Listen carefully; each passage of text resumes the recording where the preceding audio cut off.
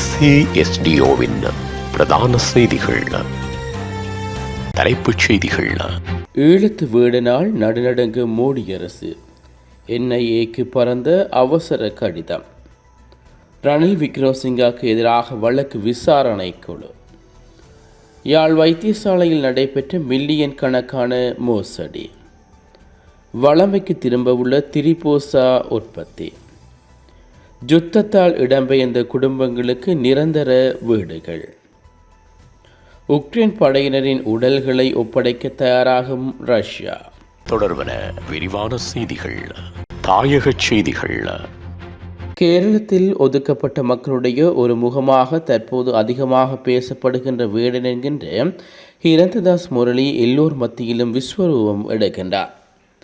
கேரளாவை பொறுத்தவரையில் கம்யூனிஸ்ட் கட்சி ஆட்சி இடம்பெறுகிறது. அங்கு கம்யூனிஸ்டுகளும் காங்கிரசும் கிரந்ததாஸ் முரளிக்கு ஆதரவாக செயற்படுவதுடன் பாரத ஜனதாவும் தேசிய அமைப்புகளும் அவருக்கு எதிராகவும் செயற்படுகின்றன.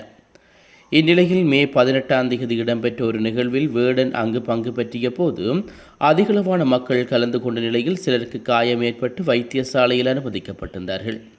இதனை அடிப்படையாக வைத்து பாஜகவின் முக்கிய நபர் ஒருவர் உள்துறை அமைச்சருக்கும் NIAக்கும் கடிதம் ஒன்றை அனுப்பியுள்ளார். அதில் வேடன் என்கின்ற கிரந்ததாஸ் முரளி என்பவர் சாதியத்தையும் சமயத்தையும் கையில் எடுத்து மக்களை பிளவுபடுத்துகின்றார். எனவே இவரை கைது செய்து NIA விசாரணைக்கு உட்படுத்த வேண்டும் எனவும் குறிப்பிடப்பட்டுள்ளது.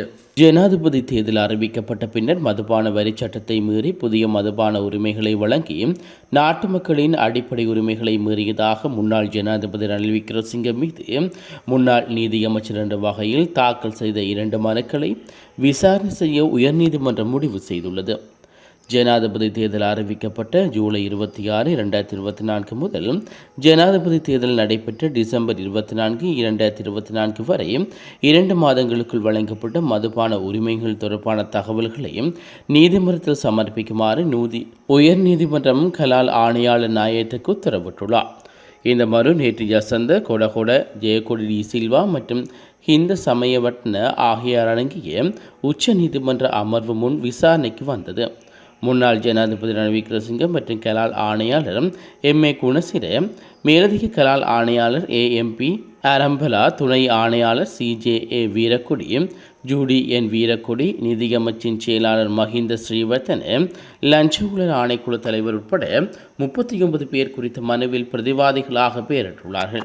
ஜனாதிபதி தேர்தலில் அறிவிக்கப்பட்ட 2024 ஜூலை 26 முதல் ஜனாதிபதி தேர்தல் நடைபெற்ற 2024 செப்டம்பர் 21 வரை கலால் சட்டத்தின் விதிகளை மீறி பிரதிவாதிகளாக பல மதுபான சாலை உரிமைகளை வழங்கியுள்ளதாக மனுதாரர்கள் தெரிவித்துள்ளனர். இதன்படி மனுதாரர்கள் மனுவை விசாரிக்க அனுமதி கோரியுள்ளார்கள். இதற்கமைய முன்வைக்கப்பட்ட உண்மைகளை கருத்தில் கொண்ட பின்னர் தொடர்பட்ட உத்தரவை பிறப்பித்த உயர் நீதிமன்றம் மனுவை விசாரிக்க முடிவு செய்துள்ளது. மில்லியன் கணக்கான பணம். யாழ் தெல்லிப்பளை ஆதார வைத்தியசாலையில் சுமார் 30 மில்லியன் பெறுமதியான பணம் வைத்திய அதிகாரிக்கு தெரியாமல் பெண் வைத்தியர் ஒருவரால் பாவிக்கப்பட்டுள்ளதாக நாடாளுமன்ற உறுப்பினர் அர்ச்சுனா தெரிவித்துள்ளார். நாடாளுமன்றத்தில் ஊழல் நடவடிக்கைகள் தொடர்பில் உரையாற்றும் போதே அவர் இதனை கூறியுள்ளார்.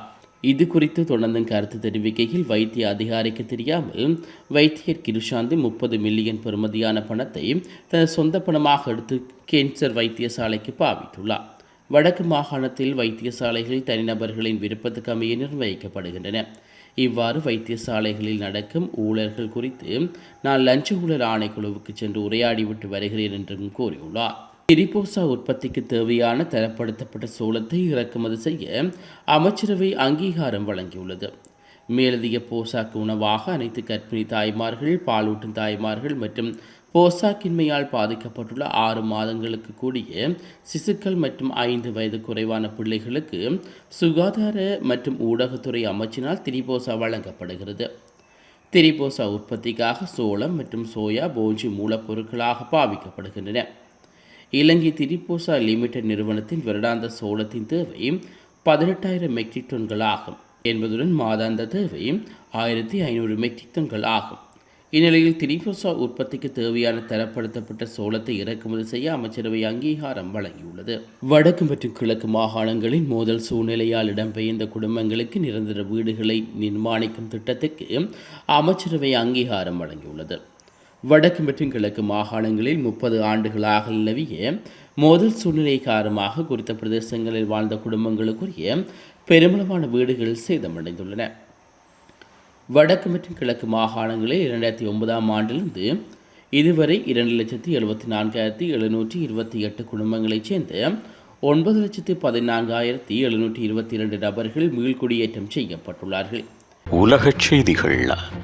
ரஷ்யா உக்ரைனுக்கு திருப்பி அனுப்ப விரும்பும் 6,000 வீரர்களின் உடல்களில் 15% மட்டுமே அடையாளம் காணப்பட்டுள்ளதாக உக்ரைன் ஜனாதிபதி வோலோடிமிர் ஜெலென்ஸ்கி கூறியுள்ளார். எங்கள் வீழ்ந்த வீரர்களின் உடல்களை ஒப்படைக்க ரஷ்யர்கள் தயாராக இருப்பதாக கூறியுள்ளார். ஆனால் அந்த பிரச்சினை மிகவும் கவனமாக ஆராய வேண்டும்.